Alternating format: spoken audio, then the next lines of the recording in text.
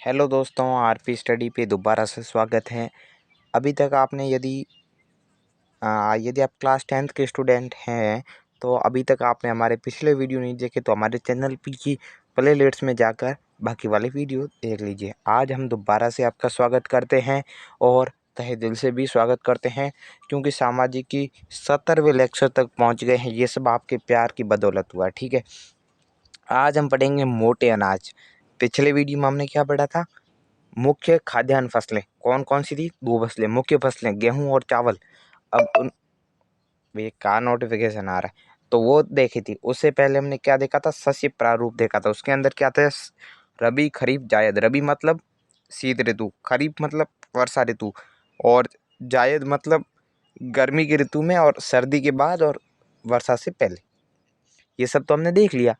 अब ये और हमारा रूल क्या है कि पिछले वीडियो में देखा था उसके थोड़े कीबोर्ड जो कीवर्ड है वो एक बार दोबारा लिखा दो, जिससे आपको याद हो जाए। ठीक है, तो पिछले वीडियो में हमने देखा था वो थोड़ा यहाँ समझ लेते हैं। ठीक है, पिछले वीडियो में क्या देखा था? पहले देखा था सस्य प्रारूप। 3 टाइप ऑफ सस्य प्रारूप: रबी, खरीफ, जायद। दो दो उदाहरण बोल देता हूँ।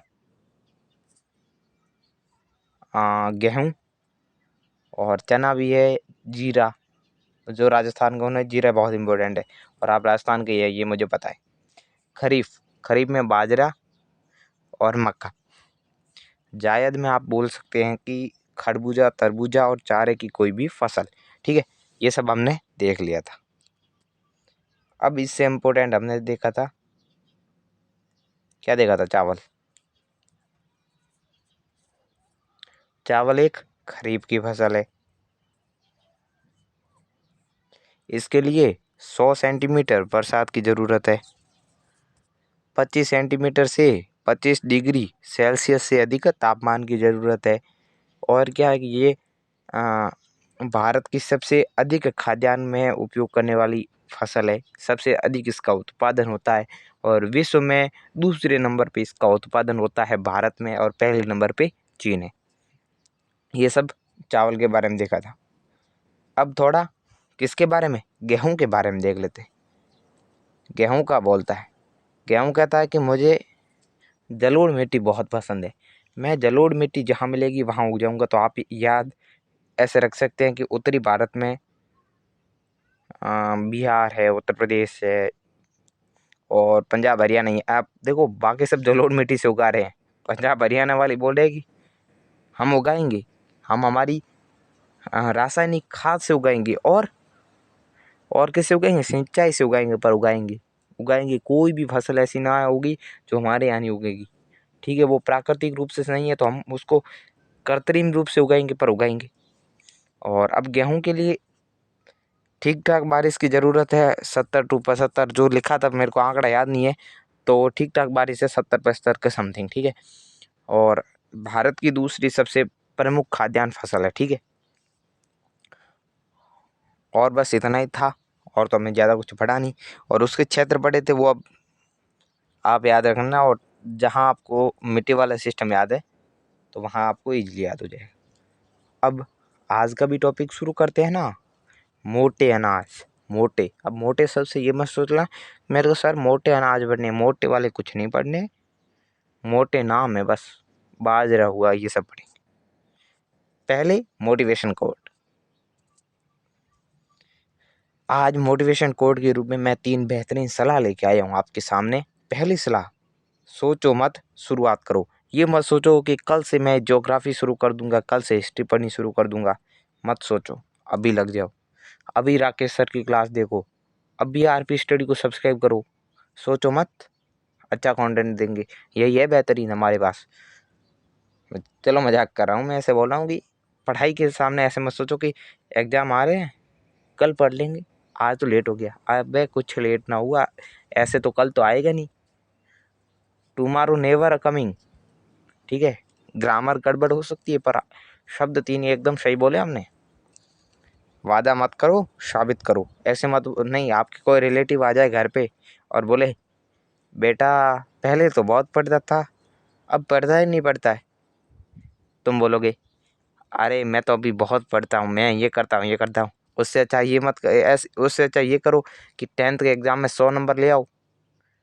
सब रिलेटिव बोलेंगे वाह बेटे क्या पढ़ाई करता तू, घर वाले को डांटेंगे बेटे उसकी तरह पढ़ाई कर। बताओ मत करके दिखाओ, ये बताओ मत कि मैं ऐसे कर सकता हूँ, मैं 10th में इतना पढ़ता हूँ, नहीं, साबित करके बताओ 100 नंबर, तब मानेंगे घर वाले, ठीक है। बताने की फिर ज़रूरत ही नहीं पड़ेगी। अब अपने टॉपिक पे आते हैं, मोटे अनाज। मोटे अनाज मतलब ज्वार, बाजरा और रागी, ये 3 है भारत में उगाए जाने वाले मुख्य मोटे अनाज है। यद्यपि इन्हें मोटा अनाज कहा जाता है, परंतु इनमें पोषक तत्वों की अधिक मात्रा होती है। रागी, मक्का और बाजरा, ये 3 इंपॉर्टेंट है, तो तीनों को देख लेते हैं। रागी में प्रचुर मात्रा में लोहा, कैल्शियम, सूक्ष्म पोषक और कौन सी मिलती है बे, यहाँ पे क्या लिखा है, क्या लिखा हो सकता है कि लोहा, कैल्शियम, सूक्ष्म पोषक और लगभग ऊर्जा मिलती है, या फिर मैं यहाँ पे कल बता दूंगा, मुझे कोई पता नहीं। रागी खरीफ की फसल है, ठीक है, रागी खरीफ की फसल, ये इंपॉर्टेंट है। और इससे मिलता क्या है, लो कैल्शियम और सूक्ष्म पोषक। रागी शुष्क प्रदेशों की फसल है और यह लाल, काली, बलुआ, दोमट और उथली काली मिट्टी, बहुत ही नाम खतरनाक है, यह लाल और काली, बलुआ और दोमट और उथली काली मिट्टी पर अच्छी तरह से उगाई जा सकती है। रागी के प्रमुख उत्पादक राज्य कौन कौन से हैं? काली मिट्टी कहाँ आती है? काली और उथली और दोमट, बलुआ, ये सब कर्नाटक, हिमाचल प्रदेश, उत्तराखंड, सिक्किम, झारखंड, अरुणाचल प्रदेश, यहाँ आती, पहाड़ी क्षेत्रों में ज़्यादा होती है ये मिट्टी। और रागी होती कैसी, आप बोलोगे सर बताए नहीं रागी कैसी होती है, रागी को देख लो, ये रही रागी, ये ऐसी रागी और होने के बाद में ऐसी होती है, तारा मीरा होता है ना ऐसा। अरे जाम बहुत समझो तो तारा मीरा, ठीक है। आगे आगे ज्वार, ज्वार भी बहुत अच्छा है। ज्वार एक खरीफ की फसल है। ज्वार देश के क्षेत्रफल में उत्पादन की दृष्टि से तीसरी महत्वपूर्ण खाद्यान्न फसल है। पहली कौन, चावल, दूसरी गेहूँ, तीसरी ज्वार। यह फसल वर्षा पर निर्भर होती है, डबल डबल।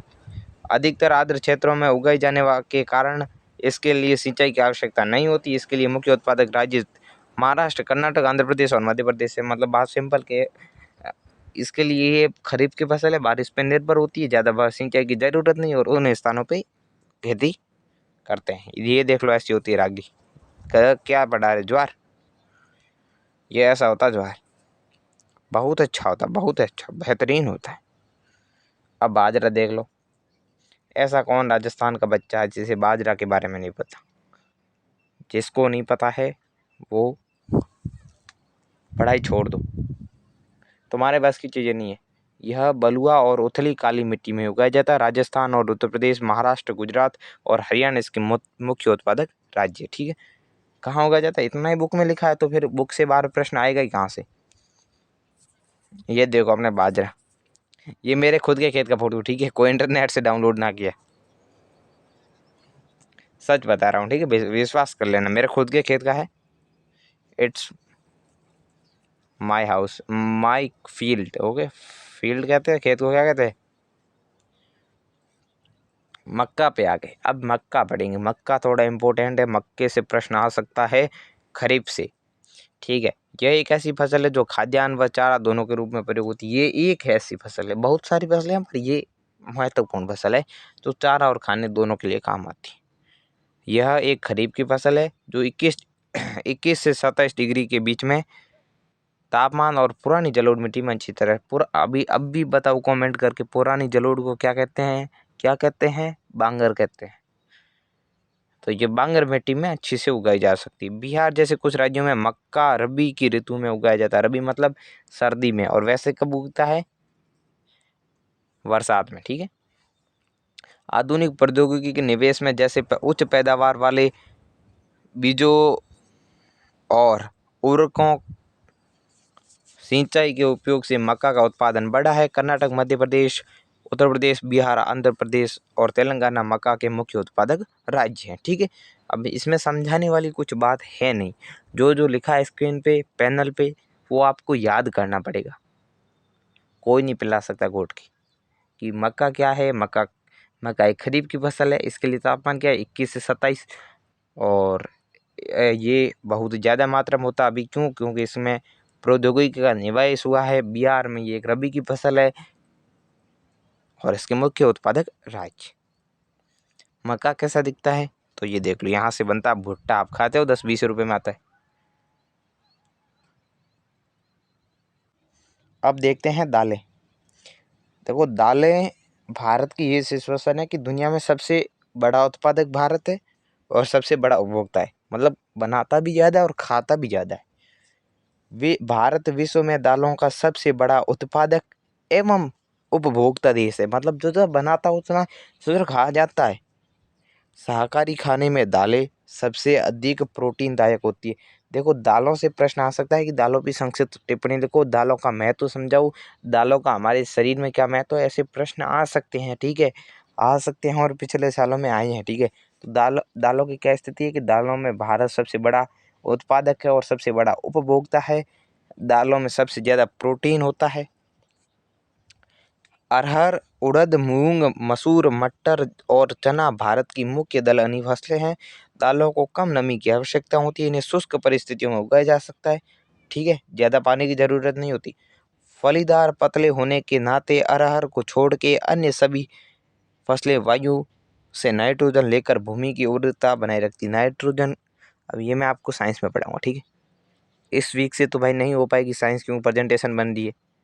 तो नेक्स्ट वीक से जब साइंस आएगी तब अपने आएगा ये बायोम आएगा। ठीक है, और नाइट्रोजन से हमारे ज़मीन की उर्वरक क्षमता बढ़ती रहती है। अतः इन फसलों को आमतौर पे अन्य फसलों के आवर्तन में बोया जाता है। ठीक है, इनको क्यों बोया जाता है कि जिससे ज़मीन की उर्वरक क्षमता बढ़ती जाए, इनके आवर्तन में बोया जाता है। मतलब जो अच्छी फसलें हैं, यानी कि जो अच्छे पैसे दे सकती है वाणिज्य फसलें, यदि वे नहीं उग रही हैं तो दालों को बोया जाता है और उस अगले साल उसको बोया जाता है, जिससे कि ज़मीन में नाइट्रोजन की उपस्थिति हो और फसलें अच्छी हो। भारत में मध्य प्रदेश, राजस्थान, महाराष्ट्र, उत्तर प्रदेश और कर्नाटक दाल के मुख्य उत्पादक राज्य। हमारे यहाँ बहुत मूंग की दाल होती है और मोठ भी होते हैं। ठीक है, ये दो तो मैंने देखे हैं। अब नेक्स्ट देखते हैं खाद्यान्नों के अलावा अन्य खाद्य फसलें। जो देखो खाद्य फसलें हैं पर खाद्यान्न लोग जिन्हें हम डेली यूज नहीं करते। सबसे पहला गन्ना। गन्ना एक उष्ण और मैं आपको दोबारा से बता देता हूँ, गेहूं को पढ़िए, चावल को पढ़िए। ठीक है, ये दो रबी में बहुत नहीं रबी नहीं, वो खाद्यान्न फसलें में बहुत महत्वपूर्ण है। नेक्स्ट आप आते हैं तब आपको क्या पढ़ना चाहिए कि एक तो आप मक्का पढ़ लीजिए और रागी को थोड़ा पढ़ लीजिए, थोड़ा ज्वार को। रागी और ज्वार की संभावना है भी और नहीं भी। ठीक है, और मक्के को पढ़ लीजिए और इधर गन्ने को पढ़ लीजिए। आगे रबड़ को भी चाहे इनको भी पढ़ना है। ठीक है, तो गन्ना एक उष्ण और उपोष्ण कटिबंधनीय फसल है। यह फसल 21 से 27 डिग्री के बीच तापमान में 75 सेंटीमीटर से 100 सेंटीमीटर वार्षिक वर्षा वाले उष्ण और आर्द्र जलवायु में बोई जाती है। कम वर्षा वाले प्रदेशों में सिंचाई की आवश्यकता होती है। इसे अनेक मिट्टियों में उगाया जा सकता है तथा इसके लिए बुआई से लेकर कटाई तक काफी शारीरिक परिश्रम होता है। समझ गए मेरी बात? नहीं समझे तो अगले पेज पे समझो, मैं आपको बताता हूँ। पहली बात है, इसको तापमान क्या चाहिए, क्या तापमान चाहिए, मैंने क्या बताया अभी, 21 to 27 डिग्री। बरसात कितनी चाहिए, 75 सेंटीमीटर टू 100 सेंटीमीटर। अब दूसरी बात क्या है कि यहाँ पे जहाँ सिंचाई नहीं है मतलब भाई आर्द्र क्षेत्र नहीं है, तो वहाँ सिंचाई से कर सकते हैं। ठीक है, कोई प्रॉब्लम नहीं है। और इसे उष्ण और उपोष्ण क्षेत्रों में उगाया जाता है। ठीक है, तो बस इतना ही है। और तो फिर क्या, इतना ही है, बस इतना ही है। और इसमें शारीरिक परिश्रम बहुत करना पड़ता है। ठीक है, ये भाई गन्ने का तना है। मुझे अभी कमेंट करके बताओ कि आप जब नर्सरी से नीचे थे, यदि नर्सरी तक थे यानी पहली से तीसरी क्लास तक थे, तब आप इस गन्ने को किस नाम से जानते थे? गन्ना तो आपको पता था, फिर भी आप इसे एक और नाम से जानते थे। बताओ, मैं अभी बता देता हूँ। आप इसे ई से ईख बोलते थे, यदि आप वो शुरुआत में हिंदी के अल्फ़ाबेट बोलते थे तब। ब्राज़ील के बाद यहाँ से थोड़े प्रश्न बन सकते। ठीक, ब्राज़ील के बाद भारत गन्ने का दूसरा बड़ा उत्पादक देश है। यह गुड़, खांड, सारी और सीटा बनाने का काम आता है। और उत्तर प्रदेश, महाराष्ट्र, कर्नाटक, तमिलनाडु, आंध्र प्रदेश, तेलंगाना, बिहार, राजस्थान का है, राजस्थान नहीं है, तमिलनाडु, आंध्र प्रदेश, तेलंगाना, बिहार, पंजाब और हरियाणा गन्ना के मुख्य उत्पादक है। अभी मैं बताऊं अभी गन्ने का क्या उपयोग हो रहा है। गन्ने से बन रहा है इथेनॉल। और इथेनॉल क्या है ये हम साइंस में पढ़ेंगे, ठीक है। और हम यहाँ मैं समझा नहीं सकता। अब आप कहोगे सर आप तो टाल रहे हैं, टाल नहीं रहे, अब यहाँ पे समझा नहीं सकते। उसके लिए सिचुएशन चाहिए यार, माहौल होना चाहिए, माहौल में समझते हो, ऐसे नहीं समझोगे। और इथेनॉल का क्या करेंगे, उसके अंदर मिलाएंगे, पेट्रोल के अंदर। और अभी आपको पता है प्रधानमंत्री नरेंद्र मोदी जी ने एक दिन आके बताया था कि अभी 2-3 दिन पहले कि 10% यानी हमसे जो जो जो बीच वाली कंट्री है, इसको क्या बोलते हैं, एशिया वाली मिड कंट्री बोलते हैं, मध्य एशिया बोलते हैं, वहाँ से आती है जो तेल आती है ना, तेल आता है, उस तेल में 10% ब्लेंडिंग की जाती है इथेनॉल की, जिससे कि हमें 10% पैसे बचते हैं और इस गन्ने को सटा के बनाया जाता है, ठीक है। अब तिलहन की फसलें आ गई। 2017 में भारत विश्व में चीन के बाद दूसरा बड़ा तिलहन उत्पादक देश था, ठीक है। तिलहन में भी भारत दूसरे नंबर पे था, चीन हमेशा आगे रहता है। और गन्ने में आगे कौन है, ब्राज़ील आगे। सन 2017 में तोरिया के उत्पादन में भारत विश्व में कनाडा और चीन के बाद तीसरे स्थान पे था। और देश के कुल बोए गए क्षेत्र का 12% भाग पर कई तिलहनी फसलें उगाई जाती है। मूंगफली, सरसों, नारियल, तिल, सोयाबीन, अरंडी, बिनोला, अलसी और सूरजमुखी भारत की मुख्य तिलहन फसलें, जिससे तेल निकाला जाए उसे तिलहन कहते हैं, ठीक है। और फसलें हैं, इनमें से अधिकतर खाद्य और खाना बनाने के लिए उपयोग की जाती है, परंतु इनमें से कुछ तेल के बीजों जैसे साबुन, प्रसाधन, श्रृंगार के रूप में और उबटन उद्योग में कच्चे माल के रूप में प्रयोग होता है, ठीक है। इनका क्या इस्तेमाल है, एक तो खाने वाला तेल और सर पे लगाते हैं उसके लिए, और कुछ जो कहते हैं श्रृंगार के रूप में, और उबटन उद्योग में कच्चे माल के रूप में इसका उपयोग किया जाता है, ठीक है। अब तिलहन भी पढ़ लिया, अब आगे देखो तिलहन के लिए ये है सूरजमुखी का पौधा, सरसों, और ये है मूंगफली, ठीक है। मूंगफली ये आपके बुक का फोटो है इसलिए मैंने लिया, थोड़ा अच्छा सा दिखाई भी नहीं रहा, फिर भी मैंने कहा बुक का है तो ले लो, क्योंकि बुक इज इम्पोर्टेंट, बुक को प्राथमिकता दी जाती है। ये आप अपनी बुक में पढ़ा, अच्छे से देख लेना, ठीक है। अब मूंगफली आ गई भाई, तिलहन फसलें देखी तो मूंगफली तो बहुत इंपॉर्टेंट है। और मूंगफली का नाम जोड़ लीजिए आप, एक साइड में नाम लिखो, चावल, दोबारा अभी लिखो साइड में लिखो, ठीक। चावल, गेहूँ, मक्का, रागी और ज्वार, इनको एक तरफ लिखो, और मक्का और गन्ना, और फिर गन्ना, और अब मूंगफली। मूंगफली खरीफ की एक फसल है तथा देश के तिलहनों के मूंगफली खरीफ की फसल है, और ये जो तिलहन होती है ना उसका पूरी तिलहन का 50% है, और इसी फसल से प्राप्त होता है। गुजरात मूंगफली का प्रमुख उत्पादक है, और इसके अतिरिक्त राजस्थान और आंध्र प्रदेश भी मूंगफली के अन्य उत्पादक है 2016-17 के अकॉर्डिंग। अब थोड़ी एक वो कहते हैं स्टार लगा के बात की हुई है। अलसी और सरसों रबी की फसलें हैं। तिल उत्तरी भारत में खरीफ की फसल है, और दक्षिणी भारत में रबी की फसल। जो तिल है ना, तिल उत्तरी भारत में खरीफ की फसल है, हमारे यहाँ बोया जाता है तिल। और तिल का क्या करते हैं कि जो बाजरा के साथ बोया जाता है, और दक्षिण भारत में रबी की फसल है। अरंडी खरीफ और रबी दोनों की फसल है, और फसल हेतु हमें बोया जाता है।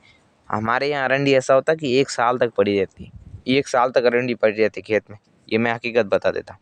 जो बुक में लिखा वो आपको पढ़ना है।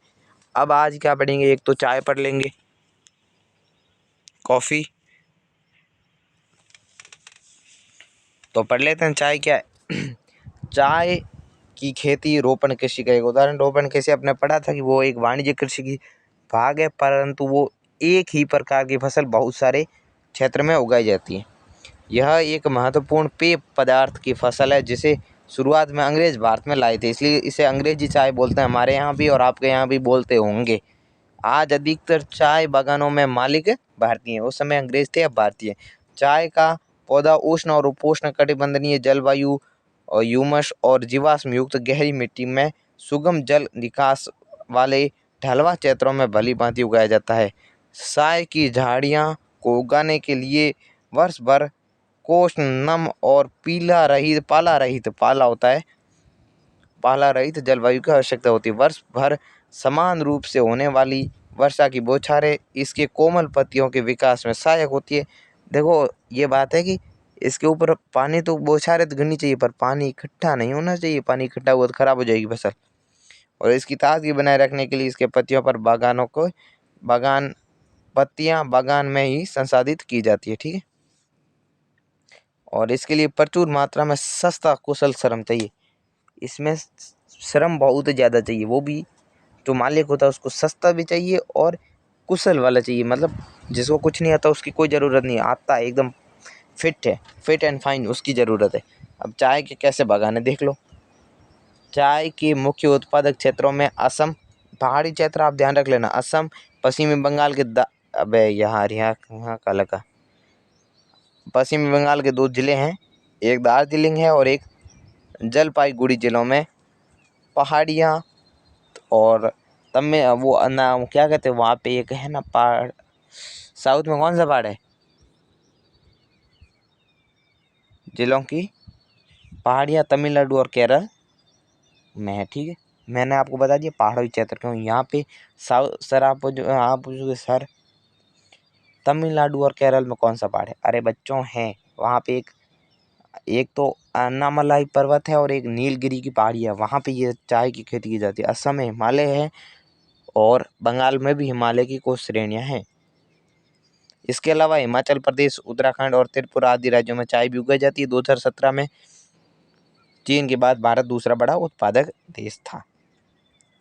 ये चाय की श्रमिक है, ये भी हैं, ये दोनों आपके बुक के फ़ोटो हैं और ये मैंने खुद डाउनलोड करके गूगल से लगाया। ये देखो चाय की पत्तियाँ होती हैं, इनको लगाया जाता है।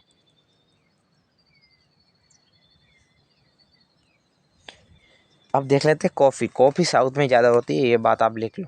भारत में कॉफ़ी अपनी गुणवत्ता के लिए विश्वविख्यात है। भारत की कॉफ़ी बेस्ट होती है।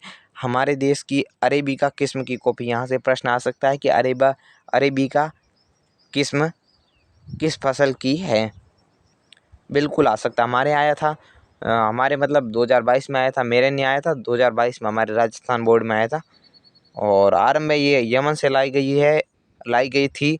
इस किस्म की कॉफ़ी विश्व भर में अधिक मांग है इसकी। और इसकी कृषि की शुरुआत बाबा बुदन की पहाड़ियों से हुई थी। आज भी इसकी खेती नीलगिरी पहाड़ियों के आसपास कर्नाटक, केरल, तमिलनाडु में की जाती है। मैंने बोले 3 स्टेट साउथ के एकदम नीचे वाले, bottom of the India, Tamil Nadu, Karnataka और ये सब। ये देखो ये कॉफ़ी होती है, देखो ऐसी होती है, ऐसी कॉफ़ी महिला चुन रही है, साउथ की लग नहीं रहा है। अब बागवानी फसलें, सन 2017 में भारत का विश्व में फलों और सब्जियों के उत्पादन में चीन के बाद दूसरा स्थान था। चीन फर्स्ट रहता है इन द एग्रीकल्चर। भारत उष्ण और शीतोष्ण कटिबंधीय दोनों प्रकार के फलों का उत्पादक है। ठीक है, 2 प्रकार के उगाता है यहाँ पे, उष्ण और शीतोष्ण, क्योंकि ये सब जलवायु पे निर्भर रहता है। भारतीय फलों जिसमें महाराष्ट्र, आंध्र प्रदेश, तेलंगाना, उत्तर प्रदेश और पश्चिमी बंगाल के आम, ये देख लो यहाँ देखो इनके आम फेमस है। महाराष्ट्र, आंध्र प्रदेश, तेलंगाना, उत्तर प्रदेश, पश्चिमी बंगाल। और नागपुर और चेरापूंजी कहाँ है? मेघालय के संतरे फेमस है। केरल, मिजोरम, महाराष्ट्र और तमिलनाडु के केले, उत्तर प्रदेश बिहार की लीची, मेघालय के अनानास, आंध्र प्रदेश, तेलंगाना, महाराष्ट्र के अंगूर तथा हिमाचल प्रदेश और जम्मू कश्मीर की सेब, नाशपाती, खुबानी और आखरोट विश्व भर में इनकी मांग है। ठीक है, अब ये मैंने क्या बोला, ये आप दोबारा से देख लेना, आपकी बुक में भी मिल जाएगा। भारत का मटर, फूल गोभी, प्याज, बंद गोभी, टमाटर, बैंगन और आलू के उत्पादन में प्रमुख स्थान है। ये अखरोट है, ये सेब है और ये अनार है। अनार हमारे यहाँ बहुत होता है। अब ये मेरी गलती थी कि प्रेजेंटेशन बना रहा था तब ये नीचे वाले नाम हटा दिया। अब मेरे को तो इनका पता नहीं, ये टमाटर है, ये बैंगन है, ये पता नहीं क्या है। तो thank you for watching this lectures. आपका तहे दिल से स्वागत है कि आप अभी तक इस वीडियो को देख रहे हैं तो लाइक कर दो, चैनल को सब्सक्राइब नहीं किया तो कर दो। अभी नाउ करंट में मेरे 3 4 5 सब्सक्राइबर हैं, यानी कि 345। First of all my target is and next,